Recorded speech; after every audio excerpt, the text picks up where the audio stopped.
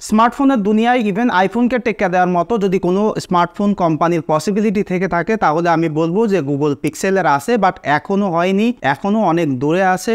Video শুরুতেই আপনারা comment করা শুরু করেন না। এর আগের একটা ভিডিওতে আমি বলেছিলাম যে গুগলের পিক্সেল ফোনগুলো আপনারা কেন কিনবেন না, ব্যাড সাইডগুলো। তো সেখানে আপনারা অনেকেই কমেন্ট করেছিলেন যে ভাই পজিটিভ সাইডগুলো নিয়ে একটা ভিডিও বানান। সো সেই পজিটিভ সাইডগুলো নিয়ে আজকে ভিডিও হবে। সেই সাথে সাথে আপনারা একটা আইডিয়া পেয়ে যাবেন কিভাবে স্মার্টফোনের দুনিয়ায় কিং হতে পারে এই গুগল পিক্সেল ফোন।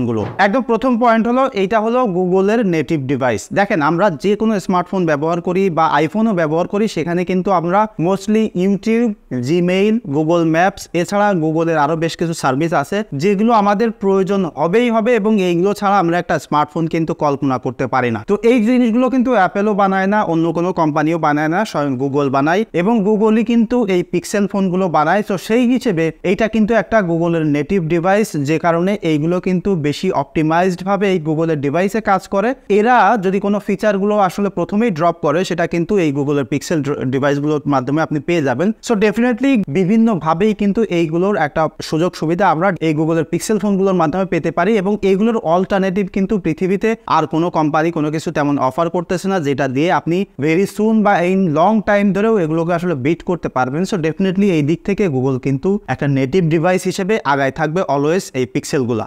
দ্বিতীয় যে পয়েন্ট সেটা হলো অ্যান্ড্রয়েড। দেখেন স্মার্টফোনের দুনিয়ায় একটা ভাইটাল রোল প্লে করে হলো অ্যান্ড্রয়েড। এই যে অ্যান্ড্রয়েড অপারেটিং সিস্টেম, সেটা কিন্তু রেস্ট অফ দ্য ওয়ার্ল্ড সব স্মার্টফোন ব্যবহার করে তাদের কাস্টম ইউআই দিয়ে, কাস্টম স্ক্রিন টু স্ক্রিন বিভিন্ন সেটিং টেটিং ব্যবহার করে। বাট শুধুমাত্র র এক্সপিরিয়েন্স বা স্টক অ্যান্ড্রয়েডের এক্সপিরিয়েন্স যদি পেতে চান, তাহলে ডেফিনেটলি আপনাকে গুগলের পিক্সেল ফোন ব্যবহার করতে হবে। একটা জিনিস মাথায় রাখেন, যারা সফটওয়্যার বানাচ্ছে তারাই কিন্তু এই ফোনগুলো বানাচ্ছে। সো ডেফিনেটলি এখানে আপনি সবার আগে নতুন ফিচারগুলো পাবেন, এবং সবার আগে সফটওয়্যার আপডেট কিন্তু এখানে আপনি পেয়ে যাচ্ছেন। রিসেন্টলি অ্যান্ড্রয়েড 15 কিন্তু রিলিজ হতে যাচ্ছে, এবং এই বেটাগুলো কিন্তু পিক্সেল ফোনগুলোতে ব্যবহার করতে পারতেছেন। এবং অ্যান্ড্রয়েড 15 লঞ্চ হলে সবার আগে ডেফিনেটলি পিক্সেল ডিভাইস যারা ব্যবহার করে তারাই পাবে, এবং যত পিক্সেল ডিভাইসে অ্যান্ড্রয়েড 15 সাপোর্ট করবে সেম ডেতে কিন্তু সবাই আপডেট পাবে, যেমন অ্যাপেলের ডিভাইসগুলো পেয়ে থাকে। এইরকম একটা সুন্দর ইকোসিস্টেম কিন্তু ডেফিনেটলি অ্যান্ড্রয়েডে যদি পেতে চান অ্যাপেলের মতো, তাহলে ডেফিনেটলি আপনাকে পিক্সেল ফোন ব্যবহার করতে হবে। এইটার কোনো অল্টারনেটিভ কিন্তু অ্যান্ড্রয়েড দুনিয়ায় নাই।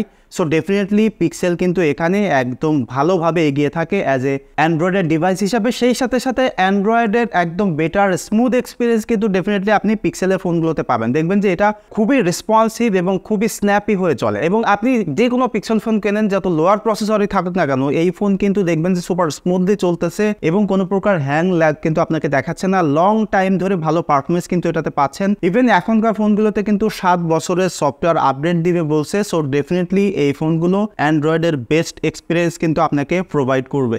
পিক্সেলের একটা রেপুটেশন আছে, সেটা হচ্ছে যে খুব দ্রুত দাম কমে যায়। এইটার একটা নেগেটিভ বা পজিটিভ দুইটাই দিক আছে। যেমন আপনি যদি একটা পিক্সেল ফোন কেনেন, সেটা দ্রুত রিসেল ভ্যালু থাকবে না, বাট আপনি যখন ফোনটা কিনতেছেন তখন কিন্তু অনেক কম দামে কিনতেছেন। এবং পিক্সেল ফোন এখনো কিনতে গেলে যে জিনিসটা আমাদের সবাইকে একটু সচেতন হয়ে কিনতে হবে, সেটা হচ্ছে যে একদম নতুন রিলিজ হওয়ার সাথে সাথে পিক্সেল ডিভাইসগুলো না কেনা। রিলিজ হওয়ার 6-7 মাস পরে কিনবেন, দেখবেন যে পিক্সেল ডিভাইসের দাম অনেক কমে যায়। তখন এটা একদম বেস্ট ভ্যালু ফর মানি হিসেবে প্রোভাইড করে, এবং এইরকম বাজেটে অন্য কোনো ফোন এত ভালো স্পেসিফিকেশন, এত ভালো সার্ভিস পাওয়া ফোন আপনি পাবেন না ফর শিওর। এবং এই জিনিসগুলো আসলে পার্সন টু পার্সন ভ্যারি করে, আপনি কি রিসেল ভ্যালু পেতে চান নাকি একটা ভালো ডিভাইস হিসেবে কিনে আপনি এনজয় করতে চান। 4 নম্বরে খুবই মাইনর বাট ইফেক্টিভ একটা পয়েন্ট হলো এইটার সাউন্ড কোয়ালিটি এবং হ্যাপটিক। আমার কাছে মনে হয় যে স্মার্টফোনের দুনিয়ায় সব থেকে বেস্ট হ্যাপটিক ফিডব্যাক প্রোভাইড করে এই গুগলের পিক্সেল ডিভাইসগুলো। শুধুমাত্র যে তাদের ভাইব্রেশন মোটরই বেস্ট তার জন্য নয়, এইটার ইন্টিগ্রেশন অপারেটিং সিস্টেমের সাথে সাথে এত সুন্দরভাবে সব জায়গায় সিমলেসলি এইটার ভাইব্রেশনটাকে সেট করা, যে কারণে এই ডিভাইসটা ব্যবহার করলে হাতের মধ্যে ভেরি রেসপন্সিভ এবং খুব সুন্দর হ্যাপটিক ফিডব্যাক প্রোভাইড করে,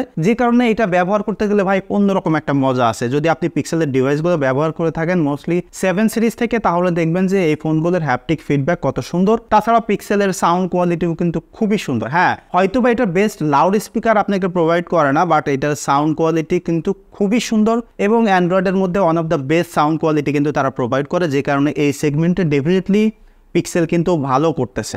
নেক্সট হলো এই সময়ের অন্যতম একটা গুরুত্বপূর্ণ পয়েন্ট, সেটা হলো এআই সার্ভিসেস। দেখেন এআই এখন সব ব্র্যান্ড কিন্তু সেটাকে বেস করে স্মার্টফোন সেল করার ট্রাই করতেছে এবং এটাকে হিউজভাবে মার্কেটিং করতেছে এবং আগামী কয়েক বছর কিন্তু এআইকে বেস করে স্মার্টফোনগুলো তারা বিভিন্ন ইমপ্রুভমেন্ট করতে থাকবে। তবে এই দিক থেকে সবসময় কিন্তু গুগল আগায় থাকবে, কারণ কি অ্যান্ড্রয়েডে বা গুগল জামিনাই বা তাদের যে রিসোর্সেস আছে এবং তারা যে পরিমাণে অলরেডি অ্যাডভান্স হয়েছে সেটা কিন্তু অন্যান্য কোম্পানি এটার সাথে কোপ আপ করতে পারবে না। এবং অ্যান্ড্রয়েডের সাথে ইন্টিগ্রেটেড হয়ে যেসব এআই ফিচারগুলো আসবে বা রিলিজ হচ্ছে সেগুলো কিন্তু সব আপনি পিক্সেলের ডিভাইসগুলোতে আগে পাবেন। যেমন আপনি magic eraser, editor, circle to search, পিক্সেলের ডিভাইসগুলোতে অনেক আগে থেকে আপনারা এগুলো ব্যবহার করতেছেন এবং রিসেন্টলি এইসব বিভিন্ন অ্যান্ড্রয়েড কোম্পানিতে তারা এগুলো নিয়ে মার্কেটিং করতেছে। আমি দেখলাম রিসেন্টলি একটা কোম্পানি তারা ম্যাজিক ইরেজার খুব ভালোভাবে মার্কেটিং করতেছে, বাট এগুলো কিন্তু ভেরি লং টাইম এগো পিক্সেল ডিভাইসে ব্যবহার করতেছে এবং এই গত কয়েকদিন আগে অ্যাপেলের 16 সিরিজ লঞ্চ হলো এবং সেখানে তারা এটা দেখাইছে, বাট স্টিল কিন্তু তাদের ফোনগুলোতে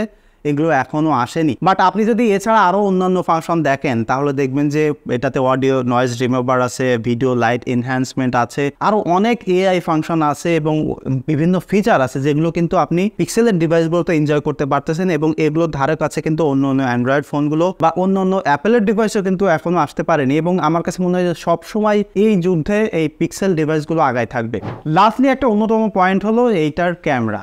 দেখেন এইটার যে ক্যামেরা কোয়ালিটি আছে এটা মানে ওয়ান অফ দ্য বেস্ট, এখনো কিন্তু এটা মার্কেটের বেস্ট নয়। তবে একটা জিনিস মাথায় রাখবেন যে গুগলই কিন্তু প্রথমেই কম্পিটিশনাল ফটোগ্রাফিকে একটা নেক্সট লেভেলে নিয়ে গেছিল। যেমন শুধুমাত্র 12 মেগাপিক্সেলের একটা সেন্সর দিয়ে তারা ডিজিটালি জুম করা ছবি দিচ্ছিল, পোর্ট্রেট দিচ্ছিল, নাইট মোডে ছবি দিচ্ছিল, যেগুলো কিন্তু গুগল সবার অগ্রজ ছিল। এবং এখন তারা যে বেস্ট ফটোগ্রাফির এক্সপিরিয়েন্স দেয় তা কিন্তু নয়, তারা এখনো বেস্ট পোর্ট্রেট এক্সপিরিয়েন্স দেয় না, বেস্ট ভিডিওর এক্সপিরিয়েন্স দেয় না, বাট কম্পিটিশনাল ফটোগ্রাফি তাদের যে কালার সায়েন্স সেটা কিন্তু ডেফিনেটলি অন্য লেভেলের। কিছু মানুষ পিক্সেলের ডিভাইসগুলো পছন্দ করে, আবার কিছু মানুষ এদের পিকচার কোয়ালিটিকে খারাপ বলে। মূলত যারা এডিট করে ছবি টবি নিতে পারে বা র টাইপের বা একদম ন্যাচারাল টোন টাইপের পিকচার তুলতে চান তারা কিন্তু স্টিল পিক্সেলের ডিভাইসগুলোকে প্রিফার করে। তাছাড়া এদের ক্যামেরা অ্যাপ, ক্যামেরা প্রসেসিং সত্যিই অসাধারণ। তবে এটা এখনো মার্কেটের বেস্ট নয়, অনেক জায়গায় আছে ইমপ্রুভমেন্ট দরকার এবং সেটা আমার মনে হয় যে আরো 2-3 বছর সময় লাগবে। তো সর্বশেষ যে উত্তর সেটা হচ্ছে যে স্মার্টফোনের দুনিয়ায় বা অ্যাপেলকে টেক্কা দিতে আসলে এখন পিক্সেলের এত দেরি লাগতেছে কেন বা এখনো আসলে কেন পারতেছে না বা পারার পসিবিলিটি আছে কিনা। দেখেন একদম ক্লিয়ারলি বলতে চাই, ডেফিনেটলি পিক্সেল